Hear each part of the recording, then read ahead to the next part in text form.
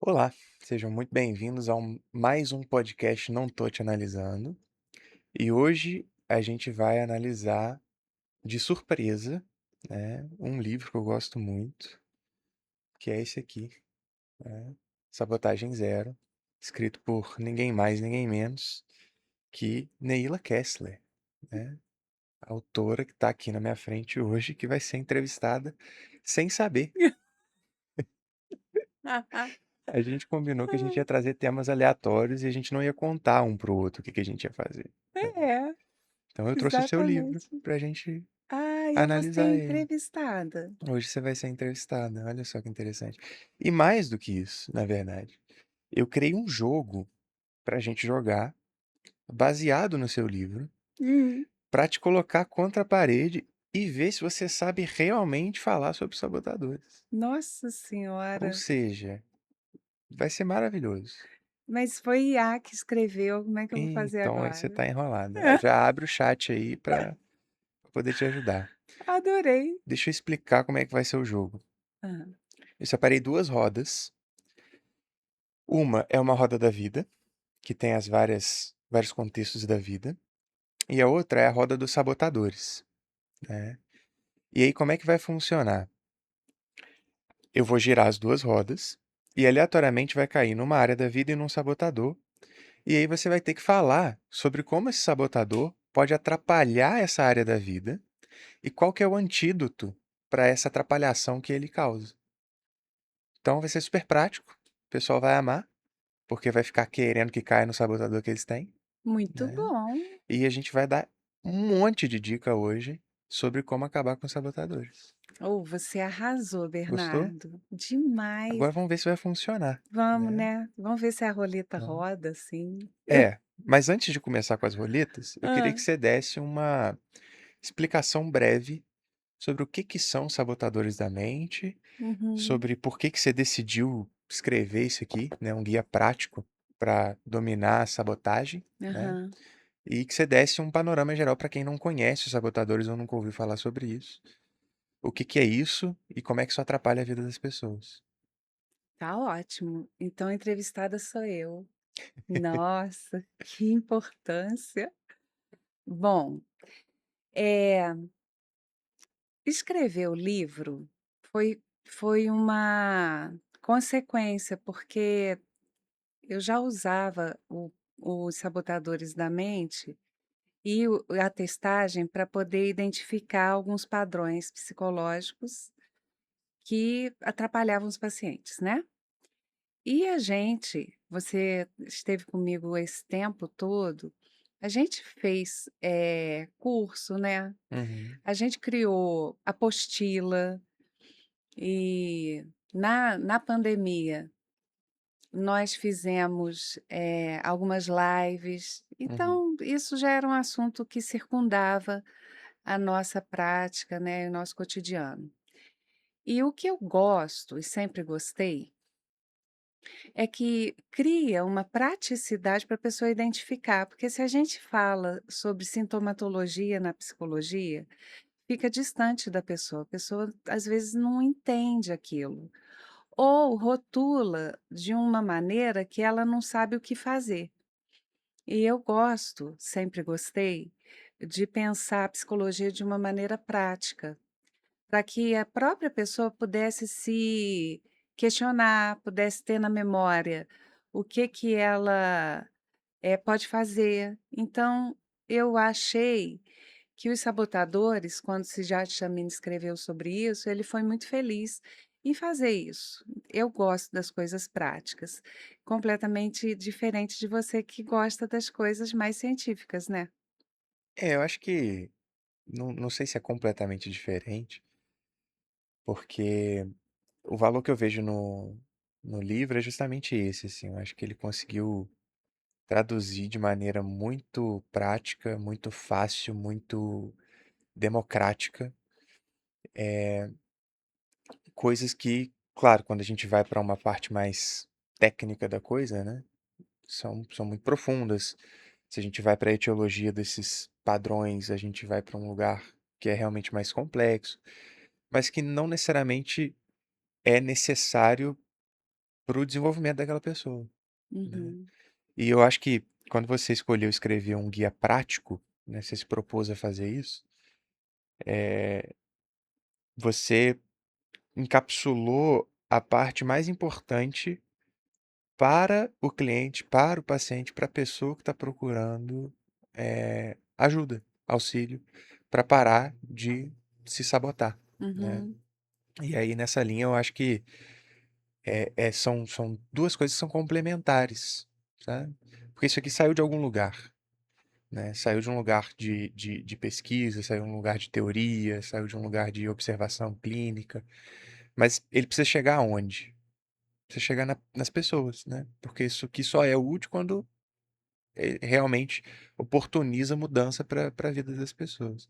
Eu uhum. acho que esse aqui é o principal papel que o livro faz e que, particularmente, eu tenho dificuldade na hora de escrever, né?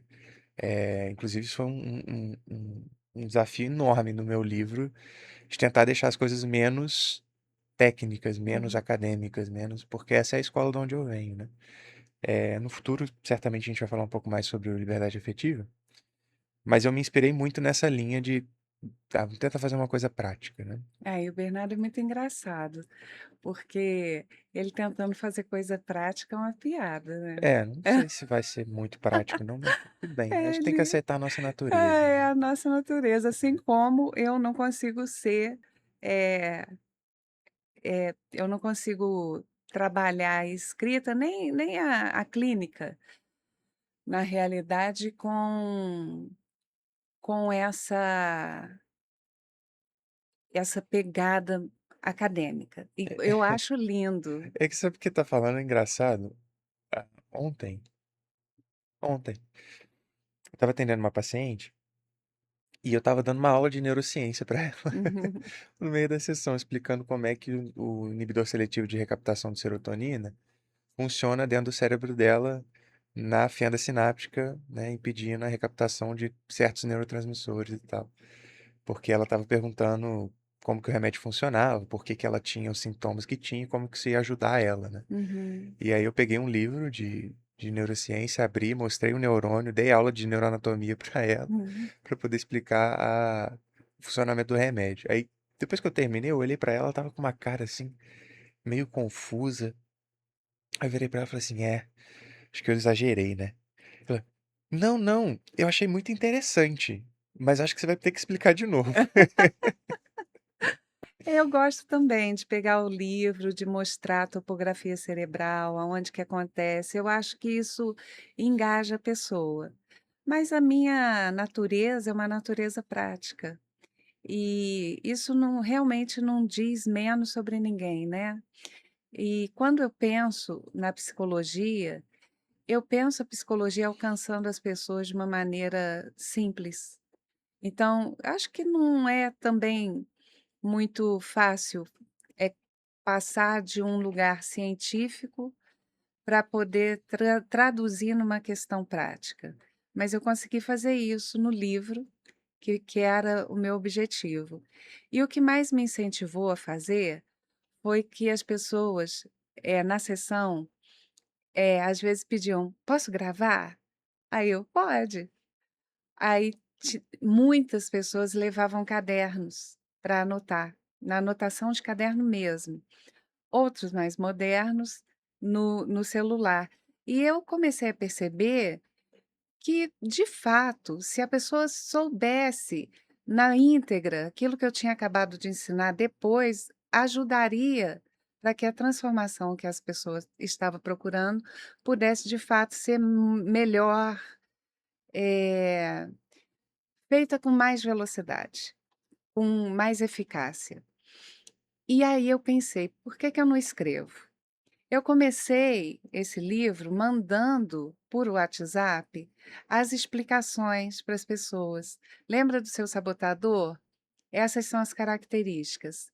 Lembra o que é que você precisa fazer? Sempre faça ao contrário. Qualquer coisa, me chama aqui. E eu fazia várias conversas a respeito dos sabotadores com os pacientes. E eu percebi muito interesse em saber, muito interesse em lembrar as práticas. Então, o estímulo do livro foi para melhorar a percepção das pessoas e dar lembranças de coisas importantes sobre o processo de autossabotagem na vida delas. Esse foi o meu gatilho. Mas eu também queria que pessoas que não fossem pacientes tivessem acesso a entender o sabotador, porque ajuda demais. Às vezes a pessoa não está na época de frequentar por causa de tempo, por causa de dinheiro, por causa de dificuldade, seja ela qual for. Então ela não tem como ter acesso a um psicólogo, não é barato também, ainda o consultório não é acessível para todas as pessoas. Então, quando eu fiz o livro, eu também quis criar uma condição de popularizar o conhecimento. E para ser popular tinha que ser simples. Então, a pegada da simplicidade também está nisso. E aí eu fiquei pensando, todas as vezes que alguém chegava perto de mim e me dizia: "Ai, Neila, indiquei você para tal pessoa", e a pessoa, ao chegar não tinha condições de pagar, eu ficava meio aborrecida com aquilo. Muitas vezes eu atendi gratuitamente, muitas vezes. Atendo até hoje pessoas, que não têm condição de pagar. Mas a gente tem que trabalhar e a gente faz dinheiro, né, é o nosso trabalho. Então, esse incômodo também me fez pensar como que eu posso, fazer na mesma qualidade do meu atendimento, alcançar pessoas que não podem pagar. Então, o livro, ele começa dessa ideia. E eu percebi que só ler o livro também não seria suficiente, tinha que ter explicação. E aí foi quando eu comecei a gravar o curso, né, que são 41 aulas, a gente, fez as gravações.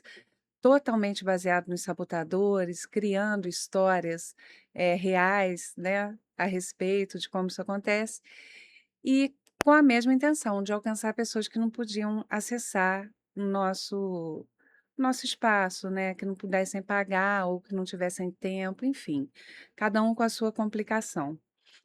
E aí começou a saga, né, que escrever o livro é uma coisa, e aí passa por tantos processos, a gente viveu isso junto também. Você escreve, depois tem que ir para correção. Quando volta da correção, a gente tem que ler de novo. Depois eu pensei em fazer os personagens do livro, porque eu acho que é muito engraçado, eu acho Eu quero chegar nisso aí. interessante. É, Então eu já tenho que ficar é, quietinha. não entrega tudo de uma vez, não. Calma aí. Quando você estava escrevendo, foi uma coisa que não foi muito premeditada, né? Ela foi acontecendo meio que naturalmente, de uma forma um pouco mais orgânica. E aí, uma das coisas que a gente teve, né? Você teve a preocupação e que foi uma linha de pensamento que seguiu até o final, era fazer com que o livro ele fosse uma coisa divertida, né? É, Porque o tema não é um tema, por assim dizer, muito divertido, né? Você está falando sobre padrões negativos que afetam de maneira muito ruim, né? A vida das pessoas de maneira muito prejudicial. Então, como fazer isso uma coisa palatável, né? Como a gente olhar para isso com um pouco de senso de humor. E aí você teve essa ideia de fazer os personagens, né? De criar os personagens de uma maneira mais irreverente e tudo mais. E esse processo ele foi um processo muito engraçado, porque eu lembro da primeira vez que você apresentou os personagens, né? E aí você virou pra mim, mostrou só os personagens e falou assim: vê se você consegue adivinhar qual que é qual. E eu não tive dificuldade nenhuma, porque os personagens ficaram muito característicos, assim, dos sabotadores, né? E dos padrões. E o que eu mais gostei foi esse aqui, ó. Que é o hipervigilante. ele é ótimo. Cara, olha isso que legal, né? Assim, a boia, sabe, o capacete, e todos eles são cerebrinhos, né? porque são sabotadores da mente. Aham. Então eu achei super legal. E eu acho que essa é a sua parte favorita do livro, né? É, Essa, só mais um, pessoal não ficar triste. Esse é o hiperracional. Né? Então, é muito assim, bom. foi muito divertido, assim. E eu acho que isso tem tudo a ver com a proposta central do livro, que é fazer com que ele seja mais acessível, mais democrático, que não seja uma coisa dura, rígida, né? E eu achei isso muito interessante. E aí, você estava falando do curso, né, do Sabotagem Zero, eu acho que é o esforço mais amplo que você fez na direção da democratização desse processo, né? Foram 41 aulas gravadas de uma maneira, assim, não foram só gravadas, né? Elas foram pensadas, elas foram roteirizadas. Você criou um método de utilização dessa teoria em interseção com a psicologia positiva, né? Muita E eu acho que interseção. isso é um ponto importante da gente trazer, porque os sabotadores, você não inventou os sabotadores, Uhum, né? Você bebe da fonte do Sujat Chamini. Qual que é a novidade do livro? Qual que é a novidade do curso? E depois a gente vai falar do desafio também, que eu acho que é uhum, legal. Em relação ao livro original. uhum. Por que que esse livro aqui é diferente do livro original? É. Primeiro, assim, todas as honras para o Sijat Chamini, porque ele foi genial, pensando em nomear como sabotadores da mente questões psicológicas que são muito importantes. Então, a gente para de falar, por exemplo, de um sintoma de TDAH, que é um deles, né? A hipervigilância pode ser, mas não. Aquele que faz tudo. Hipervigilância mais ansiedade, né? Ansiedade, hipervigilância mais ansiedade. Hiperrealizador. O Hiperrealizador. Eu hiperrealizador acho que até o pode, inquieto, né? o inquieto Do principalmente, TDAH. do TDAH. Então, a gente, até no próprio consultório, a gente vê assim, pessoas falando, eu sou TDAH, como se fosse um resumo da coisa, né? E às E às vezes vezes não é, né? não é. Às vezes é só inquieto mesmo. É só inquieto mesmo, né? E a gente, como tem acesso a muita coisa hoje, muita informação, a gente nunca sabe o que que é certo e o que que não é. Então, pensar o sintoma, como ele fez, colocando os sabotadores, eu achei brilhante. Então, sempre honra a esse autor, né? Só que na hora que ele começa a resolver o problema, ele fala do sábio no livro dele. Uhum, E ele cria uma dinâmica que eu não gostei muito. Acho que porque a gente já estudava psicologia positiva sim. muito. Você fez mestrado, inclusive, né? A gente conhecia coisas que a gente julgou que eram melhores Uhum. na realidade. E por que não misturar essa genialidade do Sijat Chamini com a solução da psicologia positiva? E ali ficou muito, muito bacana. Então, eu gostei, amei o livro do Sejad, mas a segunda parte que resolve o problema, eu acredito que o livro que eu escrevi, ele ficou com uma proposta, que tem mais a ver com a gente. Uhum. Melhor ou pior, não é sobre Eu isso. acho que é diferente, É né? diferente. Eu acho que é uma proposta até mais acessível do que a do Sujat, sabe? Porque, assim, o livro do Inteligência Positiva, ele é um livro que tem 200 e algumas páginas, Uhum, né? E ele é um livro teórico, né? Apesar dele trazer um pouco dessa ideia da prática, de dar dicas de como controlar esses sabotadores, como fortalecer o sábio, ele ainda assim é um livro teórico, né? Majoritariamente ele é um livro teórico. A maior parte do livro ele passa descrevendo os padrões, ele passa falando como que é a origem desses padrões, etc e tal. E o que eu vejo aqui no Sabotagem Zero é você vai conhecer o suficiente do padrão para poder fazer frente a ele. uhum, E não só isso, majoritariamente você vai ter exercícios aqui dentro, não definições, né? Então acho que a ideia de você criar trilha também, que eu acho que foi uma ideia legal, é quase uma gamificação do processo, né? Aonde que eu tô, aonde que eu quero chegar e qual que é o caminho que eu vou fazer para chegar lá. Então tem várias nuances assim que eu acho que, de maneira geral, facilita o processo de luta contra os sabotadores, sabe? Uhum, E aí quando a gente fala do curso, a gente ganha profundidade, né? Porque o livro ele é ótimo, só que ele tem uma limitação. A limitação do livro é quando as coisas começam a ficar um pouco mais complexas, as ferramentas elas não funcionam da mesma forma. Então aí no curso você tem uma base maior de como você vai usar essas ferramentas, exemplos de como usar essas ferramentas, uhum, eventualmente até outras ferramentas que não couberam aqui, né? É, e mais referência. sim. Então acho que são complementos muito interessantes, sabe? E eu não vejo concorrência. Isso que eu acho mais legal. Porque apesar de você conseguir estar extremamente bem servido com o curso e com o livro, por exemplo, né, e não precisar necessariamente ir para o livro original do Xijard, é algo que naturalmente eu acho que as pessoas vão fazer. Aham, para ver a base. Para ver a base, para entender, porque é uma coisa que cativa quando você começa a estudar, né? E eu acho que é uma preparação muito legal pro livro, porque o livro tem algumas partes que são um pouco mais difíceis. Eu já indiquei o livro, né, do Xijard para pacientes, e eu tive esses feedbacks. Falei, é legal, mas achei um pouco difícil, porque é um livro que vem de uma estrutura psicológica, né? A gente que trabalha com isso, estuda isso, é fácil para a gente entender.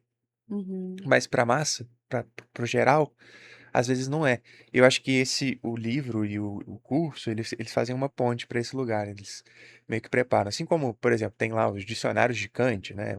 Você tem que ler antes de ler Kant, né? Ou de Nietzsche, você tem que ler antes de ler Nietzsche. Pra você poder entender o que a pessoa está falando, de tão complexo que é a ideia. Eu acho que é mais ou menos essa linha, assim. Claro que não com essa intensidade, né? Guardadas as devidas proporções. Não acho que seja Charmini seja tão difícil quanto Kant ou Nietzsche, não. mas eu acho que é uma boa introdução. É, Né? na verdade, quando o Sijardi, quis escrever, isso ele estava querendo falar para homens e mulheres de negócios. Ele estava falando dentro do contexto de empresa, porque uma coincidência interessante é que ele é administrador e psicólogo, assim como eu. Então foi uma conexão que eu já tive com o autor, porque eu queria saber como que ele ia falar a respeito de questões que atravessam a gente, que limitam a gente, dentro de um contexto de negócio, porque na realidade o que ele quis fazer foi isso. Acho que ele foi muito feliz até em fazer. Para a gente, quando a gente lê, a gente não vê dificuldade, de fato, justamente porque a gente está acostumado, né, com esse tipo de conteúdo. Mas eu tenho também sempre observado que as pessoas falam assim: "Ah, eu começo a ler, mas não consigo dar conta de". Então eu quis fazer com muita figura, com muita cor e com passa fácil, passa Uhum. rápido. É um livro que é muito Você prático, lê né? em sei lá, eu nunca sentei para ler direto, mas eu tenho a impressão que você deve ler isso aí em 40 minutos, É, 1 hora mas no o que eu máximo. acho legal é que o livro, ele, ele não é para ser lido, né? Não, Eu achei isso muito interessante, porque ele é um livro para ser usado. é isso. Então aqui vou dar um exemplo. A gente tem várias pagininhas assim, ó. O Reflita e Pratique que vem depois de todos os capítulos, Os né? capítulos. Que é uma parte de você usar aquilo que você aprendeu no capítulo de maneira prática e É, tal. que na verdade, né, Bernardo, nós que trabalhamos com a psicologia, a gente sabe que tem alguns fatores que fazem as pessoas mudarem. O primeiro fator é ela querer, é a vontade. O segundo fator é ela procurar ajuda em lugares que de fato vão responder à pergunta essencial do problema dessa pessoa. Não necessariamente os consultórios, os livros, bons, conteúdos, amigos, mas quando a pessoa adoece, isso já não é tão simples assim. Então, quando a gente pensa, em levar alguma coisa para as pessoas em geral, eu conto eu conto com a sorte de não encontrar as pessoas já adoecidas. Então, é uma prevenção ao adoecimento. Quando a pessoa olha para a questão dela e ela consegue perceber que tem algo errado, que está fora do que ela é na natureza, e ela consegue ir buscar desenvolvimento para tentar resolver essa questão, ela já deu um passo importante. Não precisa esperar piorar. Então, quando a gente faz algum trabalho, para sair da bolha do consultório, a gente quer de fato alcançar as pessoas antes delas adoecerem. Porque depois do adoecimento não é livro que vai resolver, não é curso que vai resolver, é terapia, às vezes medicação, né. Então não tem a pretensão de substituir consultório, não é isso, mas tem a pretensão de melhorar a percepção da pessoa, a cultura dela, para ela saber lidar com as questões antes de precisar adoecer. Então, se eu conseguir fazer isso, eu me sinto satisfeita e sinto que eu cumpri o propósito, né. Porque tem propósito atrás de tudo isso, né. Claro. E aí, para a gente finalizar essa primeira parte de falar do livro, né? Mais amplo do que o livro, né? Queria perguntar assim, para quem que é o Sabotagem Zero? Em todas as suas formas, né? O Uhum. livro, o curso, o desafio. Quem que pode se beneficiar disso? Pois é, isso é uma pergunta que eu acho difícil de responder sempre que me fazem. Então, quando eu pensei no Sabotagem Zero, eu pensei em pessoas que precisam, que gostam do desenvolvimento e que querem desenvolver sempre. O livro é para mostrar para gente que nós sempre estamos ali na vulnerabilidade da autossabotagem e que a gente sempre vai estar lutando contra aqueles padrões de pensamento e comportamento que a gente não gosta, que nos atravessam. Mas tem chance, tem saída, tem jeito de fazer diferente. O livro é para quem quer desenvolver e fazer diferente na vida cotidiana. Para essa pessoa, o livro. Mas aí ficou muito amplo. Mas onde está essa pessoa? Todas as pessoas querem desenvolver? Nem sempre. Às vezes não é uma questão para a pessoa. Então, para quem gosta de psicologia, para quem gosta de se analisar, para quem gosta de colocar metas para se desenvolver, esse livro é para essa pessoa. Eu quero ficar melhor amanhã. Depois de amanhã, um passo de cada vez. O Sabotagem Zero é para essa pessoa. Para quem não é o Sabotagem Zero, não é para quem, não tem paciência com assuntos de desenvolvimento, que não curte. Essa pessoa não vai gostar. Gosta de futucar em si, gosta de saber sobre si, gosta de descobrir coisas, gosta de saber lidar com dores ou com limitações, o livro é para essa pessoa. Legal. Eu acho que é sempre uma tarefa meio ingrata a gente definir para quem que é uma coisa que efetivamente afeta todo mundo, né? Eu acho que com a dinâmica que eu preparei para nós aqui, isso vai ficar um pouco mais claro, assim, como que cada uma desses sabotadores, né, desses padrões, afetam as pessoas, né, Uhum. em suas determinadas áreas da vida.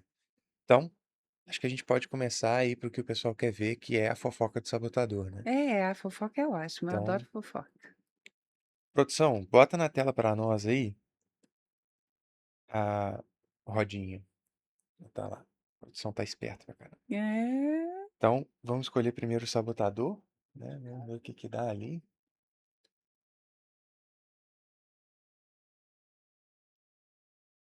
E gira, e gira. Ai, que gracinha, gente. Vítima. Nossa, vítima. Beleza, sabotador vítima. Dá uma introdução muito breve sobre o que é o sabotador vítima. Tal o sabotador vítima, quando as pessoas, eh, têm o sabotador vítima, elas negam na hora.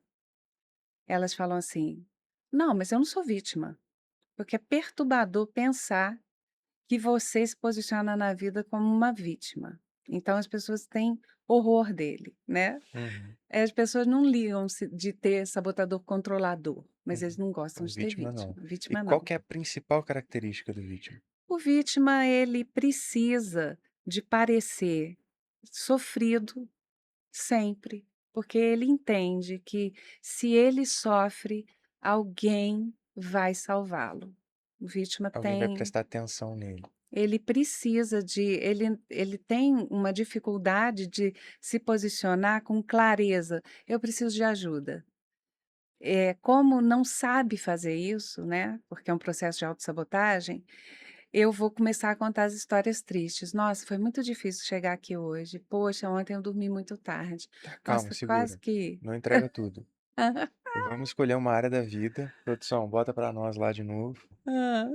Uma área da vida para você explicar como que o vítima se organiza dentro dessa linha, nesse Hum. contexto de vida aí. E Gente, vou agora comprar esse negócio lá pro começa a ficar consultório e mandar desafio, fazer. né? E amor. Vida amorosa, nossa Nossa, senhora. fácil, né? Esse aí vai ter muita gente se reconhecendo. Fala aí, como é que Vai. o vítima se relaciona? Nossa. O vítima, ele sempre deixa o parceiro numa situação difícil, porque como ele só sabe se relacionar através da dor, ele cria no parceiro uma um medo eterno de fazer mal, porque o vítima ele tem uma forma muito disfarçada, não é na cara. Então se você está se relacionando e você tem o sabotador vítima, você vai acreditar que você sempre está em desvantagem. E você vai dizer para a pessoa: "Por que que você não", por exemplo, se ele pede: "Me liga para me avisar se chegou em casa", e a pessoa demora um pouco. Aí: "Você não sabe o que você faz comigo. Quando você não me liga, eu acho que você morreu, eu acho que alguma coisa aconteceu com você. Você não pode fazer isso". Então é sempre uma forma de ameaça ao bem-estar do outro e de si. E ele sente mesmo ansiedade, preocupação, medo do outro ter morrido. Então, quando a pessoa está com o sabotador vítima, ela faz apelos, todo o tempo é apelo. E outra coisa que acontece nas relações de afeto com o sabotador vítima, é a pessoa que tem o sabotador vítima acaba sempre convencendo o outro parceiro, de que ele tem culpa de alguma coisa. Isso é um ponto importante. Responsabilidade, né? O vítima, ele tem essa dificuldade de se autorresponsabilizar, né? Não Nada tem é dele, né? estrutura, né, ele não tem musculatura emocional para se responsabilizar. E o que que eu faço se eu tenho sabotador vítima, percebi que é uma coisa que eu faço na minha relação, o que que eu posso fazer para melhorar? Lê o livro. Dá uma dica aí de verdade. Ai. O sabotador vítima, a primeira coisa que a gente tem que lembrar é que o processo de autossabotagem não é a identidade da pessoa, não tem nada a ver com a personalidade. Por isso que às vezes fica muito difícil da gente explicar rápido, mas tem uma facilidade. São processos que aconteceram para a pessoa se defender da vida. Aonde que o sabotador vítima pode nascer? De uma criança que nunca foi reconhecida, de uma criança que nunca teve afeto suficiente. Então sempre precisava estar com dor de barriga, com dor de cabeça, passando mal, para o pai, para a mãe, para o cuidador dar atenção. O que que essa criança aprendeu? Que quando ela tem dor, alguém vai lá e resgata. Então a forma dela sentir afeto é vivendo dor. Isso é muito sério. Então, é muito feio quando a gente fala: "Ah, fulano se faz de vítima o tempo todo". E às vezes não é que a pessoa se faça de vítima, ela se sente vítima, de fato. É difícil das pessoas quererem, relacionar com pessoas que são vitimistas, então ela já tem um problema que é não ser muito bem aceita, desmancha bolinho. O vítima sempre, tem essa: "Ai, chegou, vai começar a reclamar", aí todo mundo sai de perto. Então, eu acho que o sabotador vítima é o mais difícil de engajar o paciente. Hum, Mas qual é a dica? Já que isso é uma condição que antecede ao pensamento, porque os sabotadores, eles são do nosso inconsciente. Então a pessoa tem que se comportar de uma maneira diferente. Ela vai conseguir melhorar através do comportamento, só depois através da consciência. Então ela vai fazer uma promessa, na hora que começar o dia, ela não vai reclamar. Mas o dia todo sem reclamar, muito difícil, porque ela se organiza nesse lugar. Então ela pode fazer pequenos ajustes. Agora de manhã eu não vou reclamar se o café está frio, se o tempo não está legal, se a roupa não está boa, eu vou agradecer. O agradecimento é o antídoto mais eficiente contra o sabotador vítima. Por quê? No momento que você está agradecendo, você não está reclamando. Então, criar comportamentos que possam expressar mais gratidão é ótimo. e essa é uma interseção que acontece da psicologia positiva com os sabotadores, né? A Pois gratidão é uma coisa é, que a gente estuda largamente dentro da psicologia positiva como uma estrutura afetiva de regulação positiva da afetividade, né? ela é Então, pilar, né? é bem Ela, na verdade, interessante. se você pensar a gratidão para qualquer processo de autossabotagem, ela vai vestir como uma luva. No sabotador vítima, um pouco mais, porque o vítima, ele se sente, né? Ele faz a pessoa se sentir excluída. E a gratidão? A gratidão inclui, Uhum. a gratidão honra, a gratidão agradece. O sabotador vítima, ele força a pessoa a reclamar o tempo todo. Então, é uma dica simples e é maravilhosa. E sempre fazer em pequenos turnos. Agora de manhã eu vou prestar atenção e eu vou falar coisas mais positivas, eu vou agradecer mais, eu não vou reclamar. E é treino, né, Bernardo? Sempre. Tudo é treino. Vamos pro próximo? Vamos. Produção, bota pra nós. Vamos lá. Vamos ver quem que sai.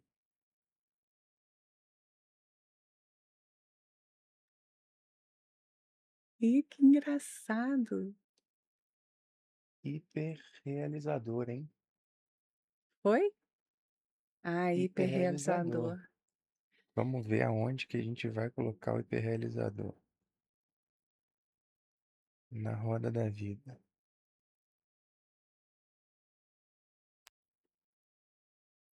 E esse aqui acho que vai ser bom, né? Ele fica rodando até parar numa. Numa área da vida. Ah, tá. Ah, Nossa finanças. senhora, E finanças. parece estar combinado, né? E Combinadíssimo. aí, hiperrealizador nas finanças. O que pode dar errado nesse trem? Nossa, tudo, né. O hiperrealizador é um padrão que nunca está satisfeito. Então ele hiperrealiza o tempo todo, então faz muito, muito, muito, muito e sempre acha que fez pouco. Tem um valor pessoal muito atrelado ao que produz também, né? Exato, é um comportamento que acredita que só tem valor se mostrar, de alguma forma. Muito trabalho, muito dinheiro, é conectado a sucesso, desconectado a emoções mais finas, né. Então, o hiperrealizador em finanças é a doença que ninguém quer ter. Porque Por ele quê? vai Não, reforçar o padrão de só toda reforça forma. e não tem fim. Ele vai hiperrealizar vai olhar e vai achar que não está suficiente, então hiperrealiza, e isso é o principal, indicador de burnout, Uhum. de adoecimento com relação a trabalho, é o hiperrealizador. E o que que eu posso fazer? Percebi que estou hiperrealizando, né. É, quando a gente fala de processo de autossabotagem, a gente sempre vai pensar de uma maneira simples que eu tenho que fazer ao contrário. Então, se o hiperrealizador, ele é um processo, do nosso inconsciente, a gente não domina isso. Quando você vê, já está hiperrealizando. E vamos falar uma coisa, vamos dar outro nome. Quando você vê, você já está de novo, criando uma outra forma de ganhar dinheiro. Já estava bom, já estava suficiente, mas você ainda quer mais. E quando você ainda quer mais, você não tem dentro da sua mente um gatilho de resistência. Então, quando você identifica o hiperrealizador através das testagens, você precisa acreditar que isso está acontecendo, mas não precisa ser sozinho, porque todo mundo já disse. Quando a gente tem um processo de sabotagem, amigos já disseram, familiares já disseram, a pessoa já perdeu relacionamentos por causa disso. Então não é difícil acreditar, porque a gente já vivenciou o prejuízo. Então, qual que é a dica para o hiperrealizador? Procurar pessoas que são amigas, que querem o bem e fazer perguntas honestas. Você acha que eu estou muito sem limite no meu trabalho? Você acha que eu não consigo mesmo controlar essa vontade de fazer mais dinheiro? Você me acha distante mesmo? E ter a capacidade de ouvir. Eu acho que isso é difícil de fazer, mas é o mais eficaz. É ouvir e não reagir, dizer: ok, vou tentar fazer um pouco melhor amanhã. Eh, Toda a psicologia, os livros, os aprendizados, os cursos, querem o quê? Criar incentivo para a gente ter novos hábitos e novas ideias. Quando a pessoa não procura novos hábitos, novas ideias, o que acontece é que ela vai repetir padrão. Ela não consegue fazer sozinha. O hiperrealizador é muito difícil porque socialmente ele é maravilhoso. Todo mundo quer estar perto de uma pessoa que hiperrealiza. Todo mundo quer contratar um hiperrealizador. A maioria dos homens e mulheres de negócio ganham dinheiro porque já hiperrealizaram. Então fica muito difícil você dizer assim: trabalha menos, faz menos, cuida do seu horário. As pessoas não conseguem. Por quê? Porque elas já acostumaram com o hábito de hiperrealizar. Então, sempre procurar ouvir as pessoas mais próximas, porque elas estão gritando sobre isso. Elas estão procurando conexão e o hiperrealizador não conecta. Elas estão procurando conversar um pouco mais e o hiperrealizador só tá pensando em trabalho, e em dinheiro, em status e sucesso. Então, vai ter que ter pessoas de confiança que fazem valer a pena estar junto e que você não pode viver sem elas. É isso. Tá fácil. Nada fácil. Vamos para mais uma? E você, o que que você acha? Qual o exemplo que você daria Contra o para hiperrealizador? melhorar a hiperrealização? Conexão com propósito. Porque o hiperrealizador, ele é incapaz de produzir propósito. Ele é Uhum, incapaz de produzir sentido de verdade naquilo que ele está realizando. Porque o sentido daquilo que ele realiza é aquilo que ele realiza. Então, quando eu penso sobre essa interseção, e é uma coisa que fala dessa interseção entre psicologia positiva e autossabotagem, é a linha de eu estou hiperrealizando, primeiro eu tenho que reconhecer isso, que é o primeiro passo, e depois eu tenho que entender como que isso serve ao meu projeto de vida, ao meu propósito. uhum. Ganhar mais dinheiro serve ao quê? O que que eu valorizo? Quais são os valores que eu tenho? Qual é o meu propósito de vida? E como que está atrelado ao que eu estou operando no mundo, aquilo que eu estou realizando? Uhum. Em geral, o hiperrealizador não consegue fazer essa conexão, porque o que ele está realizando não tem sentido mesmo, É né? isso que eu ia te falar agora. A conexão com o propósito, isso aconteceria dentro do nosso consultório. Porque quando você fala para um hiperrealizador sobre propósito, ele não tem identificação, ele não tem condições de captação para entender. As pessoas acham que propósito é uma coisa muito grande, né, não entendem que no dia a dia pode ser deve ser colocado. Então, propósito, a gente pode trabalhar uma dica para o propósito, né. Vamos ver se baseando no Viktor Frankl, isso pode fazer sentido. Entendendo que o Viktor Frankl acha que a vida acha não, ele defende que a vida precisa ter meaning, né, sentido e propósito. E como que ele diz? Através dos valores. Então, de repente, pode pegar essa sua ideia para facilitar quem está escutando. Os valores, eles estão colocados para o Frankl em 3 pilares. O valor do que eu degusto da vida, então o que eu compro, o que eu gosto, o restaurante que eu frequento, as pessoas que, eu gosto de ter próximo, então esse é um valor. O outro é o valor do que eu deixo. O que é o legado? O que eu fiz para o mundo? O que eu estou deixando? E o outro é a atitude diante do sofrimento. O hiperrealizador, ele tem sofrimento, ele sabe que ele está sobrecarregado, ele só não consegue parar.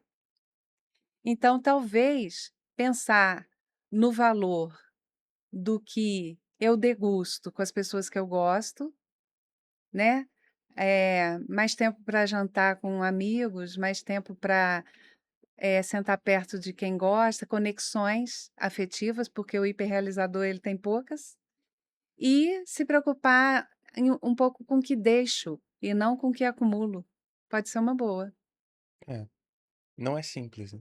Nada simples, Mas, mas fica a dica. né, eu acho que apesar de não ser simples, é muito útil, né? É, Pelo menos para sair um pouco do padrão e reconhecer ele já é algo que ajuda demais, né? Você a não continuar perpetuando ele. e na psicologia positiva, a gente tem o PERMA, que vai falar de emoções positivas e no R, relacionamentos, né, relationship. Então, a relação salva tudo, ter boas relações. Né? Parar de se relacionar com o consumo e com a produção. Vale explicar o PERMA rapidinho para situar as pessoas. Uhum, O PERMA é uma estrutura de bem-estar que foi proposta pelo Martin Seligman, é um dos pais da psicologia positiva, e ele se organiza em 5 dimensões, né? Positive emotions, ou emoções positivas, que tem a ver com essa afetividade positiva que a gente estrutura e vivencia. uhum, Então, gratidão, generosidade, admiração, entre várias outras. E a maneira como a gente se organiza em relação a essas emoções positivas para regular o nosso bem-estar. Engajamento, que é o quanto a gente se conecta com aquilo que a gente faz. Isso está muito relacionado à ideia de flow, que foi trabalhada por Mihaly Csikszentmihalyi, né? Então, essa ideia de que a gente tem algo que faz a gente querer viver e fazer e produzir e motivar na uhum, direção de alguma coisa que tenha sentido, quanto a gente consegue se engajar. Relacionamentos, né? Relacionamentos positivos, que é largamente o maior preditor de saúde mental que a gente conhece, são relações positivas, né? Então, trabalhar isso é trabalhar também bem-estar. O M, que é meaning, ou significado, que tem a ver com essa estrutura de como eu, enquanto pessoa, me conecto com algo que tem um sentido para além daquilo que eu sou e que dá sentido à minha existência, né? E o A, que é o accomplishments, que são as conquistas, né? Não conquistas financeiras, não conquistas objetivas, mas conquistas que estão relacionadas ao meu desenvolvimento. Quanto eu uhum. entendo que eu tenho mobilidade para me desenvolver e conquistar coisas que são importantes para mim, enquanto pessoa, enquanto projeto no mundo. Então, quando a gente tem essas 5 dimensões bem trabalhadas, na visão do Martin Seligman, a gente tem bem-estar, né? E Exato. é o traço que você faz no livro, né? É, porque aqui a gente está fazendo a brincadeira de olhar para cada sabotador e pensar uma resposta prática. Mas se vocês pararem para pensar, quando você entende qual é a receita para o bem-estar através da ciência, que é o PERMA, né, você consegue criar comportamentos muito mais saudáveis. A gente tem que ter em vista que os sabotadores da mente são os nossos processos psíquicos que nos afastam do bem-estar. E que a gente utilizar ferramentas da psicologia positiva vão trazer bem-estar na vida. E aí tem receita para isso. E por isso que eu precisei e gostei muito de trazer a psicologia positiva como resposta, Uhum. dentro do aspecto que a gente acredita. É, e pra gente que conhece e trabalha com isso, faz muito sentido, né?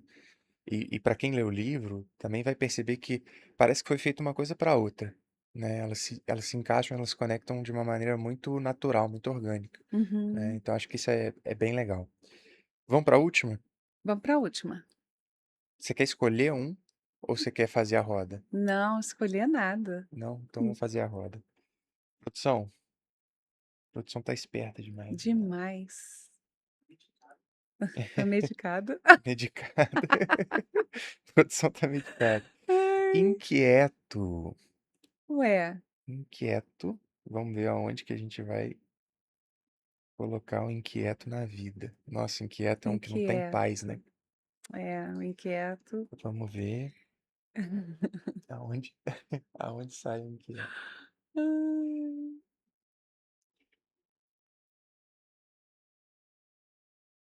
Inquieto. inquieto. Qual que é o pior para ser inquieto? Qualquer lugar que ele atrapalha. Carreira. Hum, Nossa, bom demais, né? Inquieto na carreira, esse aí não vai ter paz mesmo, né? Nossa, e as características do inquieto é que ele não consegue viver o momento presente e ele sempre quer a próxima coisa. E isso é muito ruim, porque a pessoa não dá conta de degustar nada, não dá conta de curtir nada. O inquieto na carreira é o veneno, mais é o máximo. Não consegue desenvolver, Não né? desenvolve e Porque não fica satisfeito. é aquela típica pessoa que já foi para tudo quanto é lugar, já trabalhou com tudo quanto é coisa, e quando você vê, tá trabalhando com outra coisa que não tem nada a ver uma com a outra, E continua sem e tá perdido na vida e não consegue se organizar, né? não poderia ter lugar pior para o inquieto. E aí, o que que eu faço? Sou inquieto, não sei onde eu tô. O que que eu arrumo então? É. Então lembrar, esse inquieto e é muito interessante, porque a quantidade de pessoas que falam a respeito disso: "Ah, eu não sei o que que eu faço, eu não sei o que que eu quero, eu não consigo fazer, parar num lugar, eu sempre estou procurando outra coisa". Todas essas características são do sabotador inquieto. E aí a gente sempre faz o quê? Ao contrário, mas lembra, é um padrão mental, então a pessoa, ela não quer ficar inquieta, mas ela é vítima disso, ela vai ter a inquietude. Mas o inquieto, tem exercícios, principalmente exercício de respiração, ajuda demais. Meditação, 100%. Meditação, respiração, coisas que fazem o contrário da inquietude. Então, por exemplo, o inquieto, até na condição motora, ele apresenta inquietude, a perna não para, porque o inquieto também está conectado a aspectos de ansiedade clínica, né. É, eventualmente até de um TDAH, né? TDAH tem bastante, né. Então a inquietude às vezes, ela não precisa ser um adoecimento também, ela pode ser só um padrão de comportamento. E pode, sim, acompanhar algumas sintomatologias, da perspectiva de adoecimento psíquico, né. Mas vamos colocar para quem não está em adoecimento psíquico. A pessoa tem a inquietude, ela não consegue parar, ela não consegue se ver em lugar nenhum. Qual que é a dica? Primeiro, todas as vezes que se vê comportando, vai comportar em slow motion, vai comportar devagarinho. Então, o inquieto, ele não toma um café sentado, ele só vai tomando café em Não pé devia nem estar tomando café, né? Se é inquieto, e é. Não Acho toma melhor café, tomar toma um chá, chá, né, um de chá. maracujá, uma maracujina, né. Vamos evitar o café. Apaga o café, É, né. Melhor café não. Não, café não. Então, você vai estar ali tomando seu chá, que nunca vai acontecer com inquieto, né. né, ou a sua Coca-Cola, que também tem cafeína, mas vai sempre prestar atenção em fazer as coisas com menor velocidade. Eu estava doida para fazer um vídeo, filmado nas circunstâncias naturais da vida, porque a inquietude, ela também está associada ao contemporâneo. Nós estamos num contemporâneo que nos exige, a ficarmos antenados no próximo item, na próxima, proposta, no próximo vídeo, No a futuro, gente sempre no futuro. sempre está no futuro, no contemporâneo. Então, é importante que a gente faça essa esse raciocínio. Eu não preciso correr o tempo todo. E, gente, se você precisa correr o tempo todo, significa que você já nasceu atrasado. Isso não é possível. O dia tem 24 horas, a sua vida tem um tempo limite, a existência, ela tem pré-requisitos.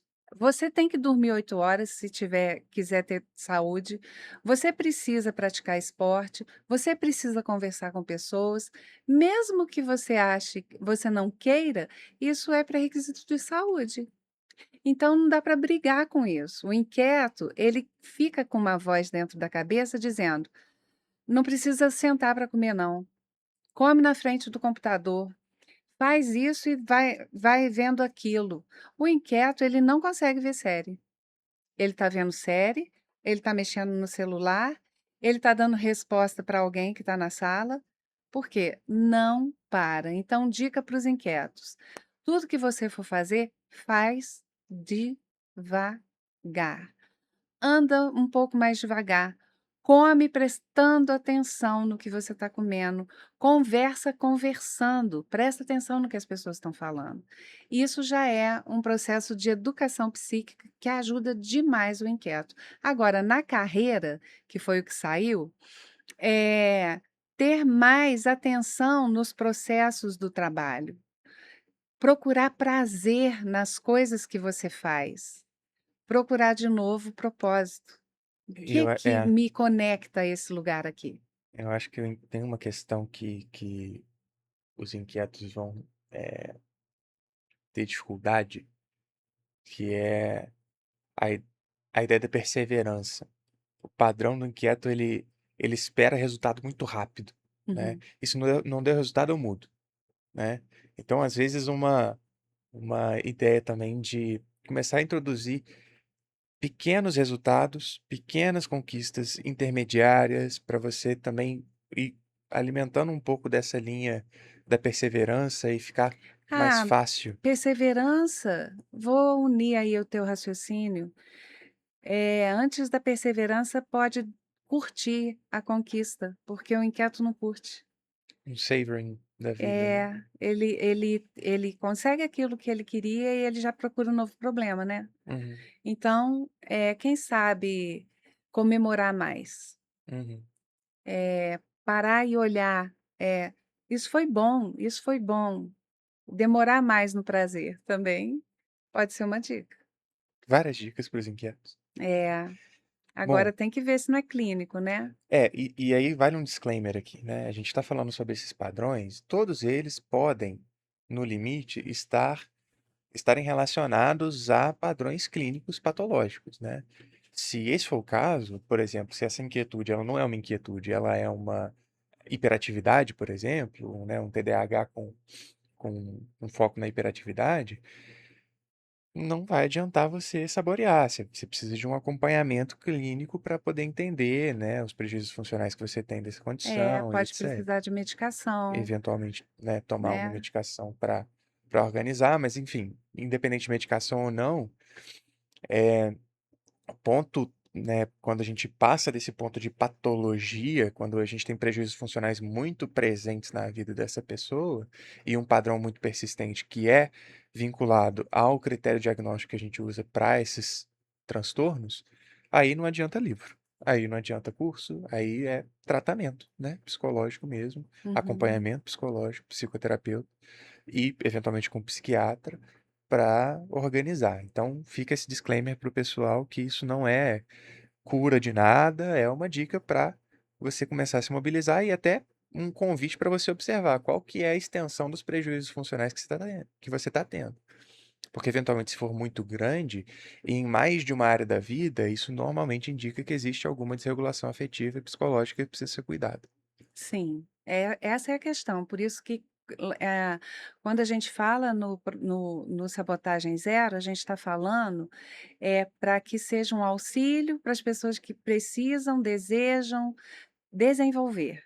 Não tem nada a ver com substituição clínica, isso não existe, né. Quando a pessoa sabe disso?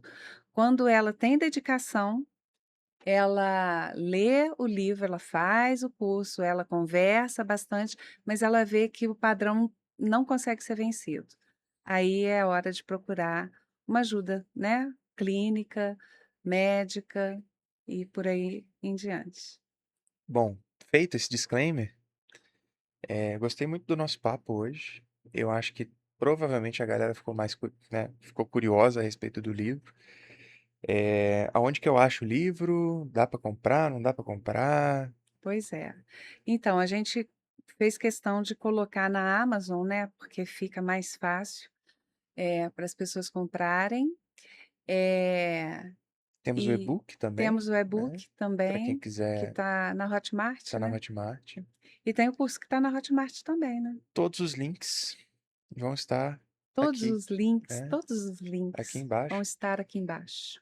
E aí eu queria terminar esse nosso episódio falando sobre o desafio de 21 dias. Uhum, Porque o desafio ele surgiu de um desafio, né? A gente desafiou você a criar uma coisa intermediária entre o livro e o, o curso, né? Alguma coisa que pudesse ser tão prática quanto o livro, mas que pudesse ser um modelo que não fosse de leitura necessariamente, que pudesse ser acompanhado e você teve a ideia do desafio de 21 dias. Então eu queria que você explicasse um pouco o que que é o desafio, para quem que é o desafio e como é que eu faço para participar do desafio. então, fui eu que criei esse 21 dias? Eu achava que foi você. Foi você que criou. Eu perguntei: "Que a gente vai fazer nesse contexto?". O Gustavo deu um exemplo pra gente de um desafio que ele tinha participado, eu acho, ou que ele tinha visto, Aham, e você teve a ideia de fazer um desafio dos sabotadores. Aí depois eu peguei e fiz a estrutura pra você, aham, te ajudei a construir a estrutura do desafio baseada na ciência cognitiva e comportamental, mas a aham. ideia principal foi sua. É, porque eu achei a ideia muito boa do desafio, mas como a gente está sempre junto com a equipe, né, e as pessoas dão as ideias para a gente, eu não tenho certeza ainda que fui eu que pensei nesse modelo do desafio 21 dias. Então o mérito, vá para quem quer que seja, eu não tenho certeza que ele é meu, Eu acho que se for pra botar mérito pra alguém, acho que é do Gustavo e da Olivia. do Gustavo e Eles da trouxeram Olivia. essa base da ideia, a gente só É. construiu tecnicamente, teoricamente o processo. É sim, o Gustavo e a Olivia merecem o crédito, do Sabotagem Zero em 21 dias. Achei fantástica a ideia e vou explicar o que que é. Quando a gente pensa bom, tem uma ilusão aí que 21 dias você muda qualquer hábito. Isso Isso não é é real, mais pop do que verdade, né. é muito mais pop do que verdade. Mas é interessante pensar que você vai dedicar 21 dias a alguma coisa. Então, obviamente, se você não interrompe um processo, a mente, ela vai começar a criar melhores aprendizados a partir de repetição, obviamente, é assim que a gente aprende, repetindo. Então, o desafio 21 dias, foi feito para ser uma coisa rápida e uma transformação efetiva. Por quê? Porque você vai estar em contato com o assunto sabotagem todos os dias durante 21 dias. E ele foi feito para movimentar e modificar a nossa concepção do dia a dia. Por isso que ele tem que ser feito diariamente, todos os dias. Tem um sabotador para você compreender, todos os dias tem uma condição de pensar diferente a respeito e tem dever também. Então, você tem acesso ao conteúdo, você tem acesso a novas informações, você começa a pensar de maneira diferente e ainda tem exercício para praticar. Então é muito bom. Então, o desafio é a maneira mais fácil, barata e prática de você começar a sua jornada contra seus processos de autossabotagem. Só não desenvolve quem não quer, gente. 21 dias, não é possível que a pessoa não tenha 21 dias para fazer diferente, para fazer bonito na vida, né. Então estão todos convidados. O link para o acesso também, né, do desafio tá aqui embaixo, seja lá onde for, né. Ele deve estar em algum Tá em lugar. algum lugar, isso aí é problema da produção depois, Aham. né. Bom, eu acho que é isso. Palavras finais? Palavras finais não preparei, porque eu gosto de preparar, né, É. mas tem uma emoção final. Eh eh, sabe, eh, quando eu pensei em fazer o livro, e quando eu vi o livro chegar fisicamente, eu fiquei muito, muito emocionada, porque é diferente. É engraçado, porque ele é um livro prático, não tem nem tanto palco assim. Mas, eh, saber que você produziu e entender a quantidade de trabalho que dá fazer, a quantidade de gente envolvida num livro, é uma coisa que de fato faz diferença na minha vida. Então, primeiro a emoção de ter conseguido realizar, ter chego ao fim. Segundo, a quantidade de pessoas que eu tenho para agradecer aqui, né, que estiveram envolvidas nesse projeto. Eu sempre tenho que agradecer a você. Eu não posso falar sobre você porque eu choro, então eu vou só falar, eu tenho sempre a agradecer a você. Então, já desviando aqui o choro, eh, eu quero dizer que tem uma coisa especial no fim do livro, que eu pensei Hum, para que fosse especial, que eu ofereço um link para a pessoa, eh, poder escrever para ela mesma. E isso eu achei fantástico. Ela faz uma carta uhum, conversando com o eu do futuro dela. E as cenas dos próximos capítulos. A pessoa acha que acabou, uhum. só que não. Eu vou vibrando com a pessoa que ela chegou, e aí enviando uma mensagem para o futuro. E aí eu estruturei de uma maneira simples, para que não falte o que escrever, para que quando essa pessoa lê, ela consiga compreender em que estado emocional ela estava, quais as adversidades que ela estava enfrentando, e ela poder ler depois de um ano vendo que a vida mudou. Esse é o meu propósito. Fazer Muito com legal. que o meu trabalho possa reverberar de uma maneira incrível na vida das pessoas. É isso que eu quero fazer. Que ótimo, né. Pronto. Obrigado pela sua audiência. Espero que esse episódio tenha sido útil para você de alguma forma. Para saber mais sobre sabotadores, para ter mais ajuda, nessa batalha, é só você seguir a gente nas redes sociais, mais a Neila do que eu. Neila Kessler, @Neila Kessler no Instagram, É. né. Tá aqui embaixo também no link, né. E a gente se vê numa próxima.